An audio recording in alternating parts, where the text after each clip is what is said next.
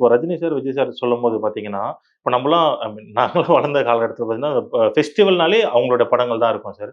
இப்ப தீபாவளிக்கும் பெரிய ஸ்டார் படங்கள் இல்ல. ஆ பொங்கலுக்கும் பெரிய ஸ்டார் படங்கள் இல்ல. இப்படியே போனா எப்படி இருக்கும் சார்? ஏன்னா இந்த தீபாவளி நல்லா இருக்கும்னு எதிர்பார்க்கலாம். பொங்கல் போயிடுச்சு. இந்த தீபாவளி இருக்கும். இந்த தீபாவளிக்கு பெரிய படம் வரும் கண்டிப்பா. பெரிய படங்கள் வரதுக்கு தான் வாய்ப்பு இருக்கு. ஸோ நான் ரொம்ப எதிர்பார்க்கிறதே அதுதான். இந்த தீபாவளியாவது கொண்டாட்டமா இருக்கணும். அடுத்த பொங்கலுக்கு பெரிய காம்படிஷனே இருக்கு.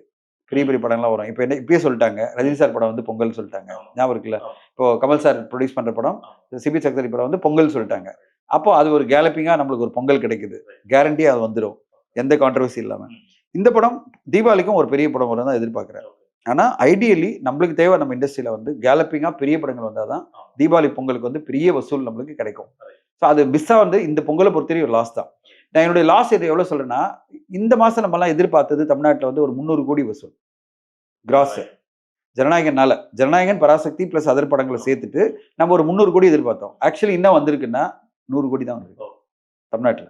அப்ப 200 கோடி லாஸ் தானே. அந்த 200 கோடி திருப்பி எப்படி ரிகவரி பண்ணுவீங்க? ஏன்னா அந்த லீவ் நாட்கள் போனதுதானே. அவங்க வராதவங்க தானே. அந்த ஆடியன்ஸ் வரல. அவங்க வந்திருந்தா கண்டிப்பா கலெக்ஷன் கொடுத்துருப்பாங்கல்ல. அது வராம போயிடுச்சு இப்போ. இப்போ இனிமே எப்போ அதை ரிகவரி பண்ண வரும்னு தெரியல. ஸோ ஒரு 300 கோடி வர வேண்டிய மந்த் ஜனவரி மாசம் 100 கோடி தான் வந்து நிக்குதுன்னா பிகாஸ் பெரிய படங்கள் எதுவுமே நம்மளுக்கு வரல. ஜனநாயகன் வரல. பெரிய லெவல்ல பராசக்தி படமும் வந்து ஒரு லிமிட்டடான வெற்றி தான் அடைஞ்சிருக்கு. அது எதிர்பார்த்த வெற்றி கிடைக்கல. அது வந்து ஒரு 100, 120 கோடி கலெக்ட் பண்ணியிருந்தா பெருசா இருந்திருக்கும்.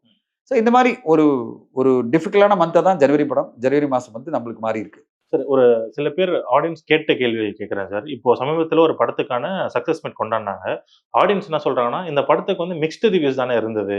சக்சஸ் மீட் அப்படின்ற மாரி கொண்டாடுறாங்க. அது என்ன பேசிஸ்ல கொண்டாடுறாங்கன்னு நமக்கு தெரியல. அவங்களே என்ன ஜட்ஜ் பண்ணீங்கன்னா, ஒருவேளை கலெக்ஷன் வந்துருச்சுனால சக்சஸ் மீட்டோ, இல்லன்னா சில பேர் நல்லா இருக்குன்னு சொல்ல சக்சஸ் மீட்டோ. இப்போ இருக்கிற காலகட்டத்தில சக்சஸ் மீட் அப்படின்னு வைக்கிறது அது எப்படி? அந்த படக்குழு தான் சக்சஸ் மீட்டை டிசைட் பண்றாங்க. அந்த படக்குழுவோட பாயிண்ட் ஆஃப் வியூல ஒரு படம் சக்சஸ்னா சக்சஸ் தான். அவங்க பாயிண்ட் ஆஃப் வியூல என்னன்னா, நாங்க எதிர்பார்த்த ஒரு வியாபாரம் எங்களுக்கு வந்திருக்கு. நாங்க டிஜிட்டல்ல ஒரு வியாபாரம், இந்த படம் டாக் வந்த பிறகு டிஜிட்டல் வியாபாரம் ஆயிருக்கு. பிளஸ் எங்களுக்கு தியேட்டருக்குலாம் ஓரளவு ஷேர் வந்திருக்கு. நல்ல ஒரு டாக் வந்திருக்கு. நாங்க போட்ட படம் வந்துருச்சு. ஓகே. சோ யாருக்குமே நஷ்டம் இல்லாம நஷ்டம் இல்லாம ஒரு அந்த படம் பாத்தீங்கன்னா நீங்க சொல்ல படம் ஒரு 3-4 கோடி இருக்கலாம். அந்த 3-4 கோடி எப்படியும் நாங்க எடுத்துட்டா அது சக்சஸ் தானே. அவங்களுக்கு அடுத்ததான் வந்து அந்த படத்தினுடைய சீக்குவல் அடுத்து எடுக்க முடியும்ல. நீங்க சக்சஸ் மீட் கொண்டாடலன்னா எப்படி சீக்குவல் அனௌன்ஸ் பண்ணுவீங்க? ஸோ பிசினஸ் வைஸ் நீங்க நினைச்சு பாருங்க. அவங்களுக்கு வந்து மினிமமா ஒரு வெற்றி கிடைச்சிருக்குன்னா அதை கொண்டாடினா தானே அடுத்த கட்டம் அவங்க போக முடியும். அட்லீஸ்ட் அடுத்த படத்துல அது பெருசா சம்பாதிக்கலாம்ல. அதனால தான் அது